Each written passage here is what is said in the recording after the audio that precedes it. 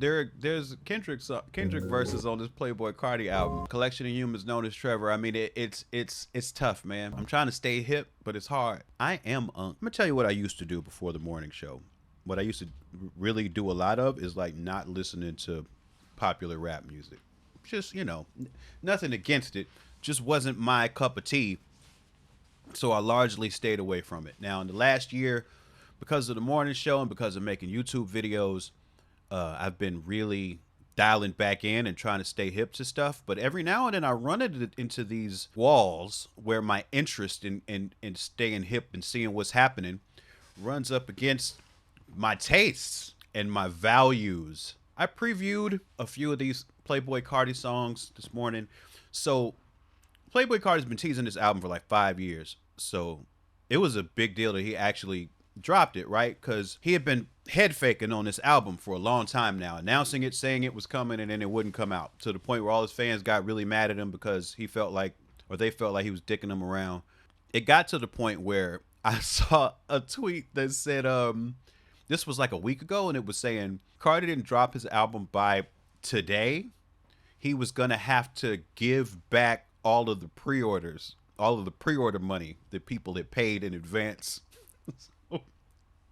Miraculously, this time, it actually dropped, and it's like fucking 30 songs. It's 30 songs. Now, I have trouble with Carti, and let me rewind and just say that my son, being 16 years old, there's a lot of rap he's introduced me to. Some of it I can get down with, some of it I can't. In general, I have problems with the amount of like super hardcore naked misogyny that happens in a lot of it, as one thing, and then like as a content thing. But then on a craft level, like I know people use this term mumble rap, and I think some people get included in that category that don't necessarily deserve it.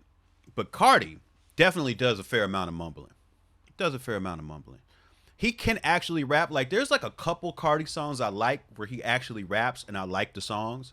But a lot of the Carti shit, his approach, I feel like he's on the vanguard of a lot of like what the new styles are in the evolution of like trap. And it's a lot of mumbling. It's a lot of just like making sounds. The approach is just sometimes it's a bridge too far for me as well. Sometimes it's a lot. And I heard these 3 songs with Kendrick on them, and I'll just say this.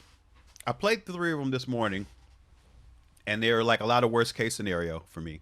I'm going to play them right now, these 3. And it could be, I can't say this for sure, but it might be the last time I hear them. It might be. Belligerent. And I think like, so there's a way you can listen to these songs or listen to like Carti songs in general where, and I think they may be designed for this, where you're not actively listening to what they are saying. Like I think that's sort of the vibe, right? Is like is voice is instrument type of thing. Like voice is vibe, and you're not really like, but I listen to rap music so closely that it's just really hard for me to consume it that way. Like I actually want to try to hear what the person's saying. And the problem when I listen to Carti too close, I feel like a lot of it is the misogyny shit. And it's like, what the fuck? But that's good credit. That's one. Who would be Open Mike Eagle's evil twin? That's a great question. I'm not sure I can answer it. I guess I would have to answer it, but I don't know.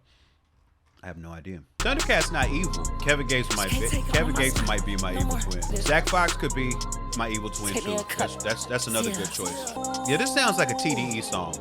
He actually said, I don't like Kendrick Lamar's music. I didn't like hearing him on the Carti album. That's what Ye said. I don't know why he said it, but that's what he said. And the last one's called Mojo Jojo. Now, I like Mojo Jojo. Mojo Jojo is from, I like the character Mojo Jojo from the Powerpuff Girls. That's one of my favorite fucking cartoon villains of all time. Yeah, this sounds like Kendrick rapped on this after Carti was finished with it already.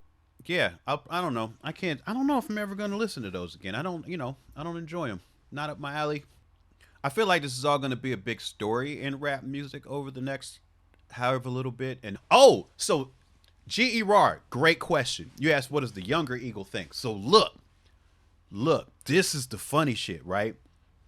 My son is of the camp that was into Cardi like 2 3 years ago, but got so tired of how Cardi be acting that he's over it. He don't even fuck with Cardi no more. Like, so he likes shit that's like even more underground, bizarre, trappier than that.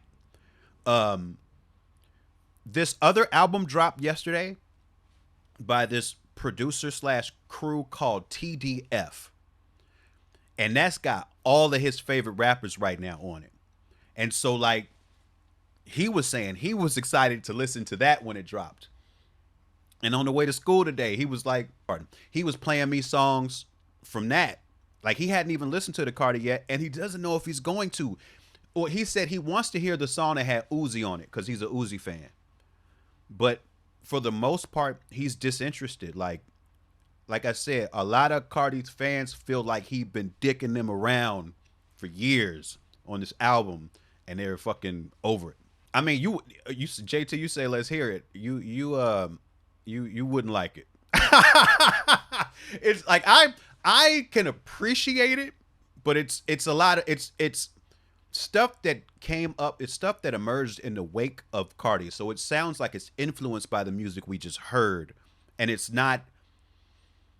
It's like more in that direction in terms of what they're doing vocally and what the beats are doing. The interesting part about it though is the further they go in that direction, especially with the variations in rap performances, rap approaches, it almost starts to get all the way back around into like some Anticon shit. Like, it's like young Atlanta street kids that are like trapping their way into like Anticon shit. It's interesting. Of course, the content is different because it's still like streetish content, but the rap approaches and like the voices that they're doing and the cadences and like the different pockets they're trying to find, like they're finding something else. But from like let's say like the median sort of morning show spectrum of music that we play, it's like on Mars compared to like what has kind of been our set point listening wise. So I think it might be too way out for here, but it's interesting shit. I often have to have conversations with him about the content of the rap that he's showing me. Like, he knows I'm not into the shit they be talking about, and he knows why. So that's the other thing too. It's like I have to listen to it. I have to almost turn my content brain off, even though he knows like I don't like what they're talking about. But just from a beat approach and a rap style approach, some of that shit gets really fucking interesting. Cool. All right. Well, that was that. And thank you for allowing me the space to do that and have a little conversation about it, because it's been fucking with my head. But it's just because of where I find myself in terms of being a rapper, in terms of being a burgeoning cultural commentator, in terms of being a parent. Like, all of this shit converges into like what feels like a really fucking weird moment with this Kendrick and Carti shit. It's so weird. But that's that. And maybe more to come in terms of thoughts about it. But that's the music that's currently fucking with my head. Like and subscribe, homie, friend. It's free. Stop playing.